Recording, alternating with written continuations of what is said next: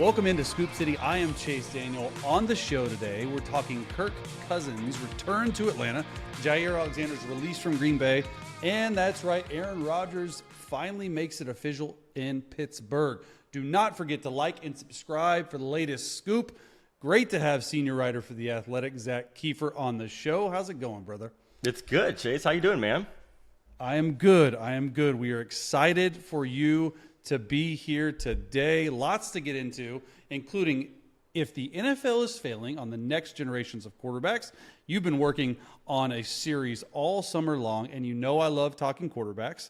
More on that coming up. Meanwhile, in Green Bay, our girl Dianna is reporting that the Packers are releasing Pro Bowl corner Jaire Alexander after 7 years with the team. How does it impact their defense in a division with Amon-Ra, St. Brown, and Justin Jefferson, loaded with receivers? But we start with the Falcons and Kirk Cousins, who Dianna is reporting is expected to be in attendance Tuesday for the start of mandatory minicamp. That is some big news. Here's what we're hearing around the league. All right, Kirk Cousins expected to be in Flowery Branch Tuesday after not attending the Falcons' voluntary OTAs in late May. He still wants out of Atlanta and wants to be a starter, but the team is moving forward with Michael Penix Jr. as their guy. Zach, where do things go from here with Cousins? I mean, Chase, we know how this is going to end, right? Like, if you're the Falcons, you're not moving right now. Like, if I'm the Falcons and he wants out, I'm sitting until somebody gets hurt in training camp and the trade offer shoots up because some team is desperate. They feel they have a contending team for the playoffs or whatever, and they're going to up the ante, and you're going to pounce on that, right? If Penix is your guy moving forward and Kirk wants out, like, I'm just going to sit there and wait until July or August when the desperation is going to get you what you want. Because otherwise... That's good because, and that's my thought on this whole thing. If you look at as it stands today, right, Zach, the Saints maybe need a quarterback. That's in division. Are they going to trade for a $27.5 million salary?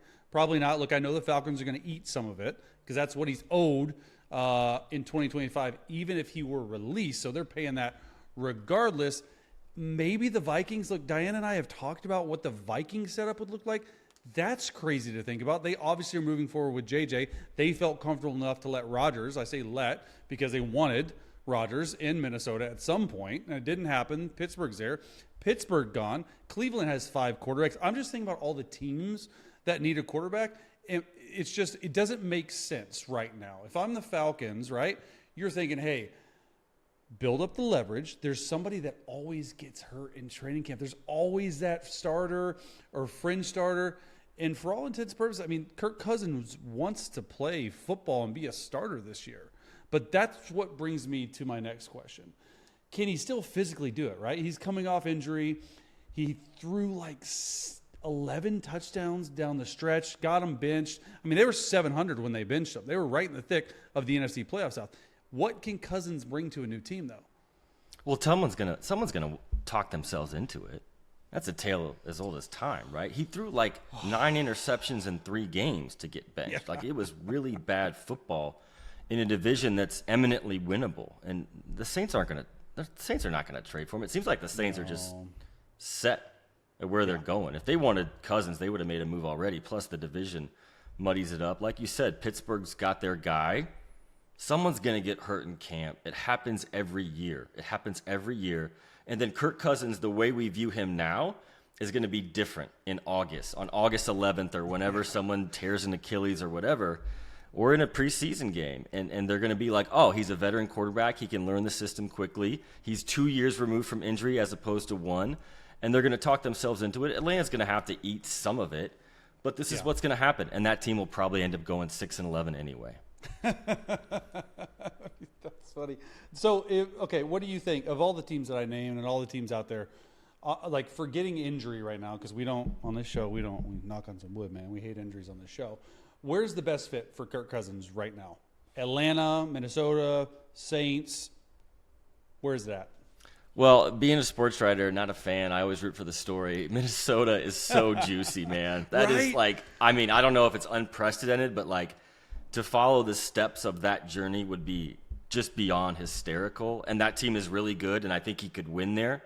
We just saw it like 12 months ago. Yeah. I mean, I don't know how it's going to go in Pittsburgh. We'll see, but I'm not like, I mean, Aaron Rodgers playing 17 games remains a little bit of a mystery to me because of his injury, and he's older, and that line, and there's just a lot of moving parts there. Cleveland would be hilarious for so many reasons. Like, it makes no football sense, but like if you throw him into that quarterback room, like that is undeniably one of the most unique and hysterical quarterback rooms in the history of football. I still think there's like 4 wins there total, but I don't know. I'm not rooting for any quarterback to get hurt either, but it just seems really strange. It's not unprecedented, but it seems really strange that the Falcons are going to have a $40 million a year quarterback sitting on the bench. Yeah. Well, and that's my thing. It's like, what happens, Zach, right, if they decide, hey, you know what, we don't have any good trade offers right now. We don't even know if someone's actually put in an offer to trade for him. We know Cousins is unhappy, but who cares? Kirk Cousins, I mean, I know him personally. He is a ultimate teammate. He would be a good backup. He would help Michael Penix Jr. But if things change, I can't imagine him saying, hey, maybe if someone gets hurt in October, like early October before the trade deadline, you think he's going to want to go pick up, move family? His wife Julie's from there, and he has kids, move cross country on an offense you don't know. Like, there's something to be said about, hey, just staying put. So I think for me, that's why I say Atlanta. You know what you've done. You are healthy for the most part. Your brain's in good, and you don't know. Here's the thing. You don't know how Michael Penix Jr. is going to play. You look at the injury history for him. The Falcons are being not even talked about in this division, right? It's like, oh, the Panthers might, and oh, the Bucs have won it the last 2 years. We've seen so many people get hurt that have derailed playoff chances. If the Falcons are sitting there 7-7 again, like they were last year at some point, they're going to be squarely in the playoff picture.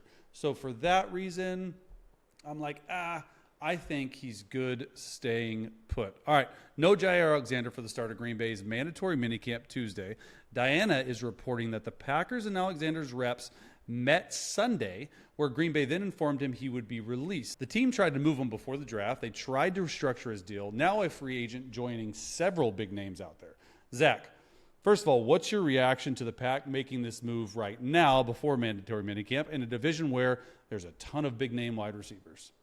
Yeah, so when a really good player gets released on, what is it, like June 9th, basically the translation is they couldn't find a good trade partner, right? Like, you don't just release a player as good as Jaire Alexander right now unless you just couldn't find a trade partner. And look, like, yeah, the Packers are losing a really good player, but they played without him a lot the last 2 years in a division with Jefferson and Amon-Ra St. Brown. He's missed 20 games in 2 years. And, you know, Mark Murphy talked today. He talked to a local reporter in Green Bay, and he's like, yeah, the problem was he just got injured too much. And they were paying him a lot of money when he signed that deal a couple of years ago. It was the biggest of any cornerback, in league history. He's since been surpassed because that's how it works. But, you know, Kayshawn Nixon, Nate Hobbs, like, they like what they're doing with those guys. Those guys have played a lot of reps. You know, the Packers are a team that's going to score a lot of points, ideally, which means they can give up their fair share. Yeah. Look, they tried to trade him. They couldn't find a taker. Now he's going to go pick wherever he wants to go. The reality is, do you go out and sign a veteran? And it's just really dicey. And you know this. It's really dicey to sign cornerbacks because I don't think there's a position in football where you age quicker than cornerback. Yeah, it is for sure. Maybe besides quarterback, the most brutal position on the body. Like, they just age really fast. And it sucks for those guys because it's such a hard position. And you look at the free agent cornerbacks on the market right now, as you said, like Asante Samuel Jr., he's easily the youngest. I played with him at the Chargers. He was drafted when I was there. Still got some tread on his tires, right? Easily the youngest. Kendall Fuller, old. Rasul Douglas, old. Stephon Gilmore, old. There's just a bunch of old guys. I can imagine them staying put with the guys they're having. But getting back to Jaire Alexander's release, to me, it hurts, right? It hurts in a way of, look, I know him and Matt LaFleur didn't get along. It seemed on the outside they didn't get along. Everyone remembers him going out for the Carolina coin toss, I believe, in his hometown, and then getting benched, and there's all this stuff going on. And I get it. He's making a lot of money. He is an all-pro talent. He has gotten second-team all-pro. He's a Pro Bowl player. Anytime you lose a guy like that, even though he's missed 20 games the last 2 years, when he was on the field for that defense last year for 7 games, I believe, they were a different defense. The defensive coordinator called the defense completely different. He is literally like a lockdown guy. Now, I don't think he's 2022 for him, right? And the injuries are definitely piling up. And there's also that spat or how they handled it. I think it's smart for them to do it. And I say them, Green Bay. First of all, it saves you $17 million in cap space. I think they're 3rd or 4th in most cap space. So they do, if they want to be able to sign a veteran, they can be able to. Here's my question. Where's the best fit for him? Gosh, that's a tough decision. He's going to have his options. I mean, not to piggyback on the Kirk Cousins discussion, but don't you just sit and wait? Because there's going to be a corner that gets hurt in training camp. It happens every year. It's a brutal position. When they start playing real football in training camp, I don't mean like 7-on-7. I don't mean non-contact stuff. I mean, when they start to really go, someone's going to go down. That's going to drive up his value. And this is a guy that could sit a little bit. He could sit a little bit and wait. I'm trying to think of a good team that needs a corner because those guys are like hired guns, And there's 2 for me that make a lot of sense. One, the LA Rams. The LA Rams are short at corner. You bring in an all-pro type guy and Sean McVay in LA. I think that works. And then obviously the number one place for me is the team that tried to trade for him in Buffalo Bills, right? Buffalo's looking for some help. I think those 2 teams make a lot of sense. He automatically, Zach, in my opinion, becomes the top guy on the market. Now, I know Jalen Ramsey's still out there, and we'll talk about it in a second. But with Jaire, Buffalo, Rams make the most sense. What do you think about those 2? I like LA because I like their front a lot, and that makes life a little bit easier for a defensive back. And remember, Chris Shula did such a fantastic job over the second half of that season. The toughest game the Eagles saw in the entire playoff run, where they beat the crap out of everybody, was the second round against the Rams, which came down to the last drive. That defense is tough. And the other thing is it's really, really young. He could fit in there well. Yeah. Do the Rams have a history of bringing in very boisterous guys and having them fit into their culture? Like, they can do it there. They know what they're doing. They have a very structured leadership, quarterback, coach, GM. I like that. I don't love Buffalo. Look, I know they went really, really young last year, but I just think they have a really good thing going. It wasn't just the money last year that they saved by moving on from all those aging players, especially in the back end. They're trying to build something up, and their hurdle is very obvious. They have one team they need to get past, and that's Kansas City. I think Buffalo stays the course. McDermott is so good on that side of the ball. I think LA fits, and I think Jaire Alexander is not too much of a personality to be a disruption there, as he was a headline generator in Green Bay. Yeah, and no doubt. And do you think so speaking of that, the name on the street that the Rams were trying to or possibly interested in trading back for was Jalen Ramsey. Do you think Jalen Ramsey fits in Green Bay's plan? I personally don't. I think he's just probably not worth the price at this point in his career, more of a zone guy than a man guy. What are your thoughts on Jalen Ramsey potentially getting traded to Green Bay? That doesn't seem like a Green Bay Packers move. No. Does it? Like, they don't react to things like that. They don't overplay their hand. And just in the comments that Mark Murphy made this morning, it just seems like they're really confident in their young guys. I mean, look at what they've done at receiver. They've got like 15 young receivers under the age of 25. Half of them can play. It seems like they're kind of doing the same thing on the other side of the ball. And they need to be better this year. Like, they have stated that they believe they can compete for a Super Bowl. I feel like last year was a little bit of a step back. But to get there, you have to have guys develop in the draft and then become starters. And kind of going with the shortcut route and getting like a Jalen Ramsey, it just doesn't work in concert with what we know about this version of the Packers. Yeah, I'm with you on that. And if Packers can figure out how to keep Jordan Love healthy and what they're going to do at corner, those seem to be the weaknesses. I do think they have a Super Bowl talented roster. Ooh, I'm looking forward to it. All right, coming up, is the NFL failing the next generation of young quarterbacks? How the system may be flawed from the start? That's next on Scoop City. All right, Anthony Richardson will not participate in Colts mandatory minicamp this week after head coach Shane Steichen said Richardson injured his AC joint in his throwing shoulder. Zach, there are reports that Richardson had some inflammation in that shoulder, the same one that sidelined him his rookie year. If you remember, you're in Indianapolis. You are the guy in Indy, Zach. What are they saying about the quarterback situation there with minicamp set to begin on Tuesday? Well, besides the Pacers run, which everyone's talking about in town, which has been a nice distraction from the NFL team that continues to disappoint, the reaction is, are we ready to watch Daniel Jones start for the Colts in week 1 and maybe the entire season? I think that's where we're headed. Like, I really see the writing on the wall. I don't know if this is the end for Anthony Richardson in Indianapolis. I think that's too premature. But look, the GM came out after the season and said part of the reason Anthony hasn't solidified himself is because we can't trust him to stay on the field. And that's separate from the fact that he was benched for 2 games for not preparing. Like, think about that. I'm talking about a franchise quarterback here, Chase, and they benched him for 2 games for lack of preparation. And I know he's young, and they drafted him young, and they knew this was going to be like this, but this is an organizational failure, right? Like, they played him right away, and now they regret that. The coach has put him in position to do what he does well with his legs, but also get the crap beat out of him. And the kid, and he's naive, and he's a good kid, but he just doesn't seem to get it yet, tapped out of a game because he was tired. He said this publicly. So nothing's really gone to plan with this guy, and we're talking throwing shoulder. And in this town, starting quarterback, throwing shoulder brings back a lot of nightmares for people with Andrew Luck. And that was a really dark time. And I just feel like at this point, the organization is going to start to realize they trust Daniel Jones more. And I know that sounds crazy and people are not going to be optimistic, and they probably shouldn't be. But if you're a coach, you trust the quarterback who you know is going to run your offense, and you're not going to want surprises. And it just feels like Richardson's going to have to play catch-up in training camp, and he's not a quarterback that can play catch-up because he's not consistent. Yeah, look, to what you were saying, he's missed 17 games because of injuries in 2 seasons. 12 of those absences were because of the AC joint sprain that required surgery. 2 were for back spasms. Another 2 for oblique injury. 1 because of concussion. 2 for benching because of, the list goes on and on. Specifically, before we get into your series, Indianapolis Colts. Like I've known Chris Ballard since his Kansas City Chiefs days.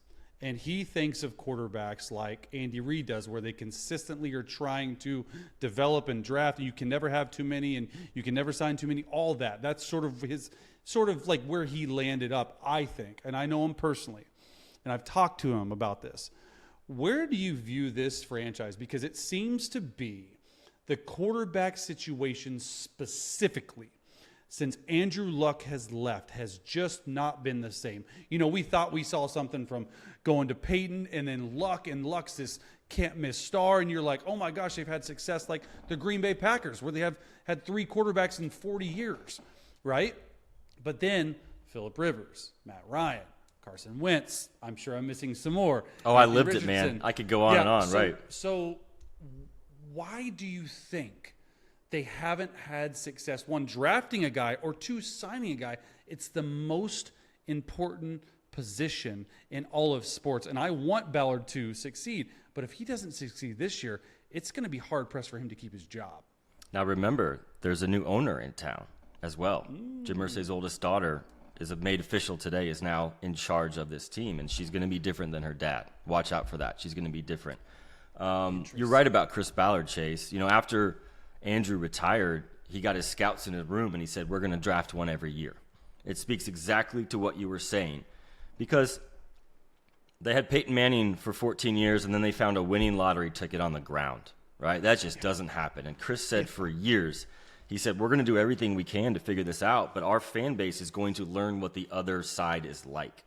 Like, you don't just go from Peyton Manning to Andrew Luck. That's not normal. You don't go from Brett Favre to Aaron Rodgers. That's not normal. Like, the Browns, I could go on and on, like the Chiefs quarterbacks before they landed Mahomes. So the reality is, and to put this as condensed as I can, they played the 1-year wonder card. Like, they just kept shuffling through these guys, and they were too hesitant to jump in the draft. They had too good of a roster to just blow it up. And so they go get Phillip Rivers, and he's good, and he retires. They go get Carson Wentz because Frank Reich wanted Carson Wentz, and he was okay. Then Jim Irsay says, hell no, we're not bringing Carson Wentz back. They get rid of Carson Wentz. They talk themselves into Matt Ryan. Matt Ryan is old, man, and his ball takes 15 seconds to get to the side of the field.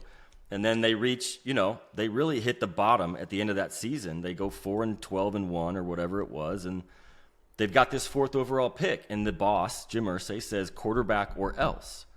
So C.J. Stroud goes 2, Bryce Young goes 1. They wanted Stroud. They worked out both of them. They thought Stroud was better, but that doesn't matter now. So they're deciding between Will Levis and Anthony Richardson. So as you know, Chase, when you're forced to pick a quarterback, when you're forcing yourself to pick a guy who, by the way, is 20 years old, you get into this situation. And they started him early, which they wish now that they hadn't done. And the problem is Anthony Richardson is the exact same quarterback now that he was at Florida. And that's 2 years into his career. The injuries are a concern. And that is really the writing on the wall right now, is like, you want to see improvements. You want to see him getting better. And to be cold and blunt and honest, I just don't think he's gotten that much better as a pro. Yeah, I mean, obviously you can see, I wouldn't say regression. He has not gotten better, specifically throwing the football. The one good thing, I think, throwing the football he does is deep ball action. He's able to throw a moonshot.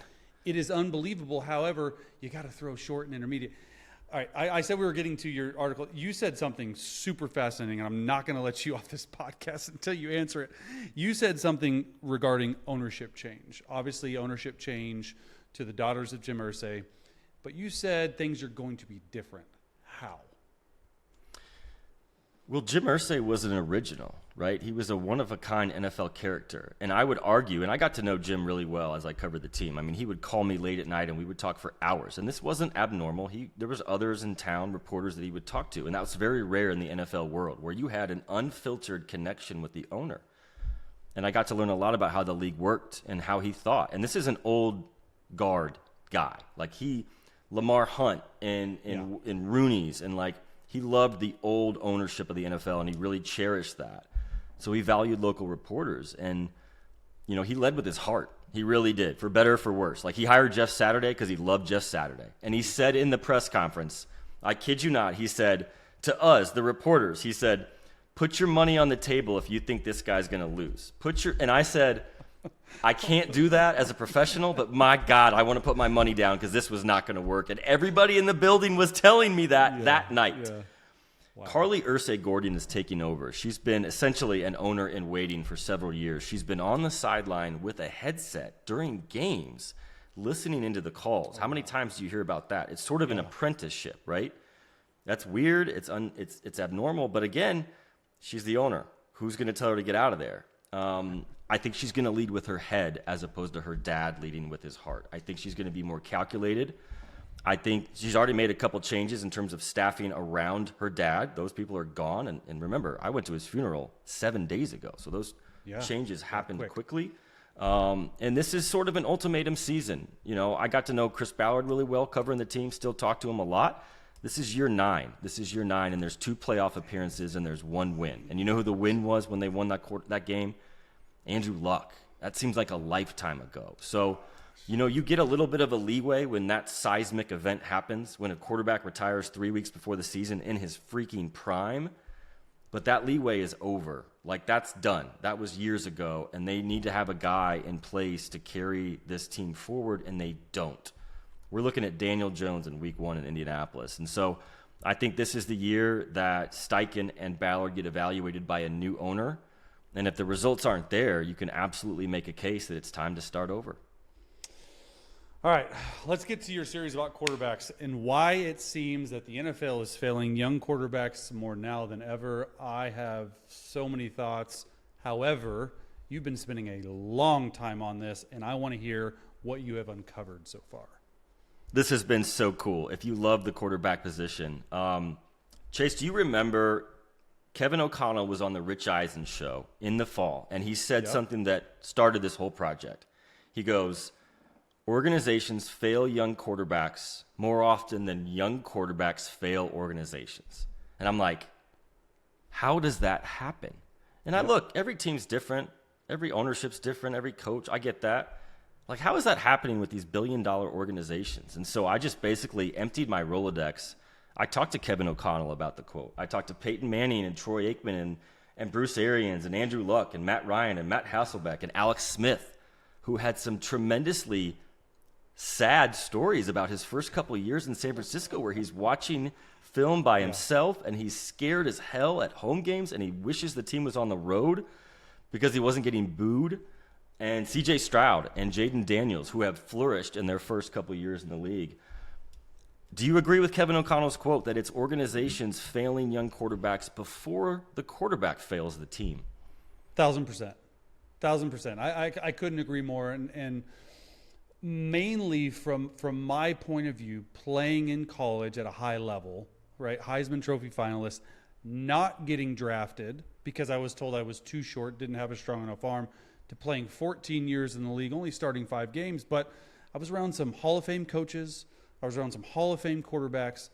And all of those Hall of Fame coaches and all of those Hall of Fame quarterbacks had one or two things sort of in common, and that was extremely detailed. Extremely detailed. And first of all, let's just make our audience know there are about 1,000 layers to why since 2025 of the 66 first-round quarterbacks drafted in the NFL have been benched while on their rookie quarterback. Okay, so that's what we're talking about. One of the things that I have noticed specifically about quarterbacks now, and I'm not sure when it started. I can't pinpoint when I started. But I think quarterbacks coming into the league right now are not quite as smart in terms of X's and O's and details. And that's saying a lot, right? Not everybody. But if you look at these college offenses, if you look at these high school offenses, they're shotgun, they're spread it out. Hey, run Zion. Hey, run Arizona. Hey, run Cardinal. Can they call a play without looking to the sideline? They can't call a play without looking at a sideline. They can't call a play without looking at a wristband. And look, these play calls in the NFL, they're no joke. And there's a reason why they are, because you want to get in the right call at the right time in the right situation. So what I have noticed is more and more guys coming into the NFL are not prepared to be successful in the NFL. And I don't think until now, I think it's getting better because you look at what Cliff Kingsbury did with Jaden Daniels last year, among other, Sean Payton with Bo Nix. Now, Sean's a little bit of an old school guy, and that offense has not changed at all, and Bo's been phenomenal in that. But I do think that these organizations are starting to recognize, hey, we have to really, really have a developmental program for these quarterbacks. And we can't just say, hey, go out there and you know how to sling it and you know how to study film. Caleb Williams, biggest example, right? He came back and said, oh, I know how to watch. He said he didn't know how to watch film. How do you not know how to watch film? It's the number one thing that's going to separate you from quarterbacks. So I think from my experience, Zach, without talking the whole time, that's what I've seen. Did you see anything of that nature in your findings? Dozens and dozens of times. I mean, among the people that Caleb Williams reached out to was Peyton Manning. Basically, like, what do you look for when you're watching film? And that's a great resource to reach out to. And among the more interesting conversations I had was Andrew Luck, who was an absolute baller his first year for a very average Colts team that wasn't supposed to be good, and they went to the playoffs. And I asked Andrew about it, and he's like, and this is exactly what you're talking about. He said, look, I was good. Whatever success I had my rookie year, it was because Jim Harbaugh and David Shaw trained me to be a professional quarterback in college. So he learned it there. And he said, Zach, still, it felt like I was swimming upstream every single day as a rookie. And he was a baller. And I told Kevin O'Connell what Andrew said, and he's like, that makes me feel so good about my comments, because even that guy who made it look easy felt like he was swimming upstream and barely above water the whole season. So the other thing that jumped out at me, and this kind of speaks to what you're saying as well, is, we see these billion-dollar franchises. Like, what other part of American life are these billion-dollar corporations, in some sense, the face of their entire organization is a 22-year-old, is a 23-year-old, right? So that's a reality that's really hard for a lot of these guys. And it's little things like no one taught Alex Smith how to watch film by himself when he was the first overall pick in San Francisco. And Matt Hasselbeck was not a young quarterback when he went to the Titans. He was later in his career, but he asked a ball boy, like, hey, can I throw with the receivers after practice? And they were like, yeah, but like he had to go through 6 or 7 steps and get this other equipment guy to let him have the balls. And it was like a completely foreign concept. And right before he goes out there to do it, they're like, hey, thanks for showing up on time today. And he's like, when am I supposed to show up? I'm the starting quarterback. the quarterback before him, Vince Young, just like didn't show up on time. And so you think these are like rigid, professional, strict organizations, and a lot of them are. The ones who get it are. Yeah. But a lot of them are completely opposite, and they're kind of clueless, and it's kind of embarrassing how bad it gets with some of these guys. Yeah, and I would say there's 5 to 7 organizations that get it, and those are the 5 to 7 organizations that are consistently in a playoff hunt or a Lombardi hunt. Last question before we get out of here. So when you talk, without diving in too much, right, the organizations or the head coaches that you've talked to, what was the number one takeaway in terms of how they feel best to prepare their guys to have success in the NFL coming from college? So I've asked every single one of that. And from Peyton Manning to Aikman to Arians, the answer varies, right? Everyone has a different experience. I mean, Peyton struggled a lot as a rookie, and he's like, Zach, I was going to be benched. Like, I remember exactly where I was on the sideline in Foxborough, and I thought they were going to bench me. And I'm like, you have a gold jacket right now, and you are the standard of the position, and you had that moment. And you can speak to this because you played the position, and you know how hard it is. But the consensus, the thing that kept coming back to me was not X's and O's, because these kids, you know, they learn it, or for the most part. It's not the arm talent. I mean, Zach Wilson can throw it a mile, can't play consistently. It's 100%. Not that. We can all see that. Even I can tell who can throw it or not.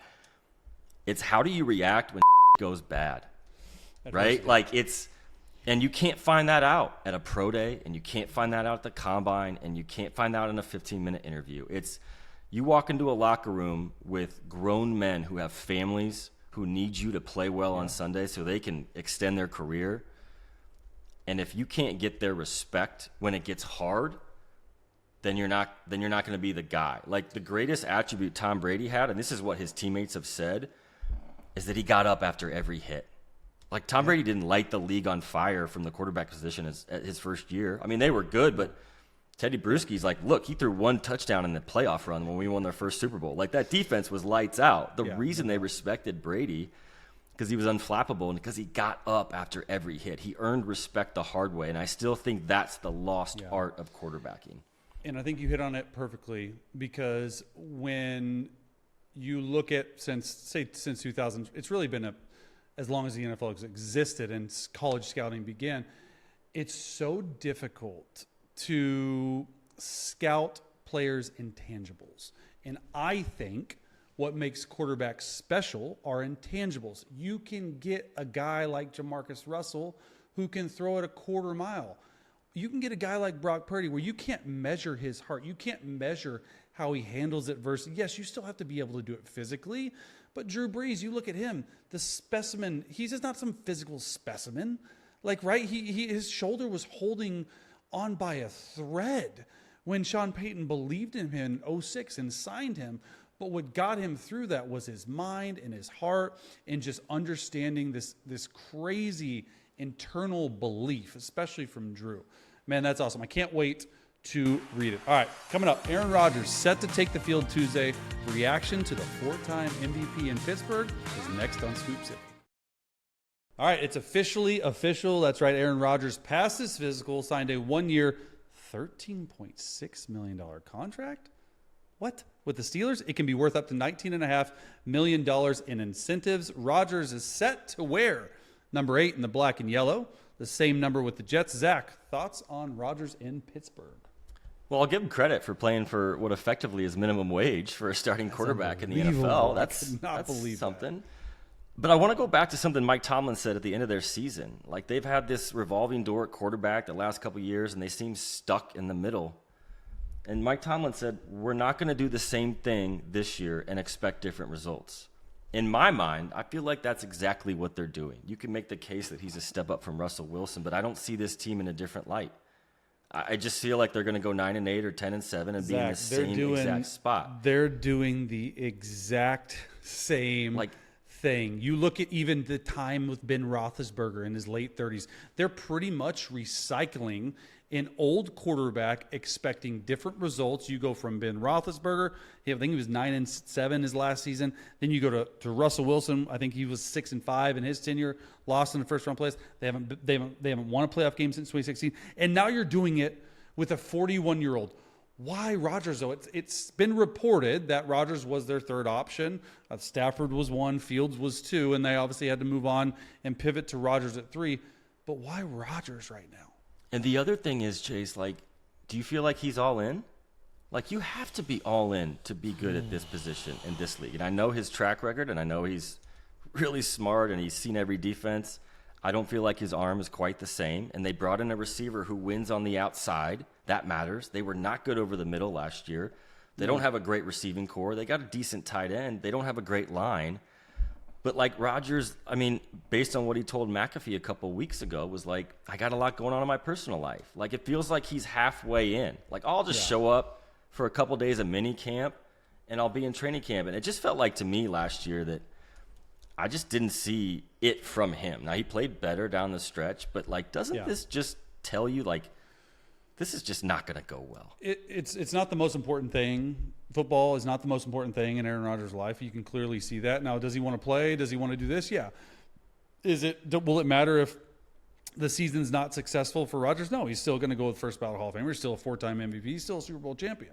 Is it going to matter for Tomlin and the Steelers? Yeah, because the same old thing is going to be talked about next offseason. Is Mike Tomlin better off somewhere? And Mike Tomlin's a legend. I get that.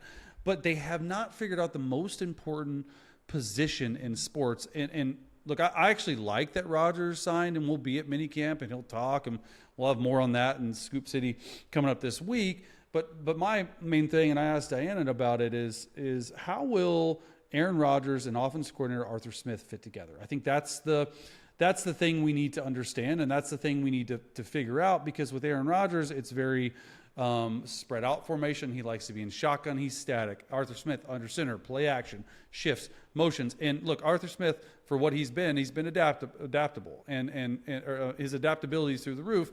He also helped Ryan Tannehill sort of turn around his career in Tennessee. So I get that. It's just going to be interesting to see how they work together. Last question about Rodgers. Does this change anything about the Steelers' expectations this season? Like, do you think they're Super Bowl contenders now with Rodgers? Absolutely not. They're not the second best team in their division. I mean, you had Joe Burrow coming off an MVP year if he had a defense last year, let alone Lamar Jackson. But the only thing I will say positively about this, I will spin it that way, is, look, the Jets needed Aaron Rodgers to come in and lift up the entire franchise and save them, right? They needed him to do that, and that was never going to happen, not at this stage of his career. The Steelers don't need that. But to counter that, they've led the league in defensive spending the last 3 years. They have not figured out offensive football. It's not just quarterback. They have not figured out offensive football. It seems like they're playing fantasy football right now. They gave DK Metcalf a $150 million extension. Like, I don't think he's one of the top 5 receivers in the league, but he's being paid by like it. And I just feel like Aaron couldn't just go out like that. He wanted to be wanted. The Steelers had no other options. They needed a quarterback. Yeah. It feels like a forced marriage, and they're going to talk it up this week at minicamp. And like, everybo's having a great offseason in June and July and August. But then when things get real, we're going to find out what's really going on. And I just feel like they're the third best team in that division, and the only reason they're the third best team is because the Browns are a dumpster fire. And yeah, I think I agree with you. I think they're going to finish third in their division. I think there's 9 to 10 wins available. I think they're potentially a wild card team depending on how their defense plays, which they sort of let them down the stretch. All right, we're going to have a lot more from Aaron Rodgers on the next edition of Scoop City. Rodgers is talking Tuesday after the start of Steelers mandatory minicamps. Zach, how was it, man? Appreciate you coming on with us. This was a blast. I could do this every day, but I think Diana's a little bit more qualified. So I'll catch up with you later in this week, though. That's for sure. Oh, man, for sure. All right, thanks for listening to us. I'm Chase Daniel for Zak Keefer. Bye, guys. Tag me next time. Thanks for tuning into Scoop City. If you want to hear more, make sure you like and subscribe. We drop our new episodes every Tuesday and Friday.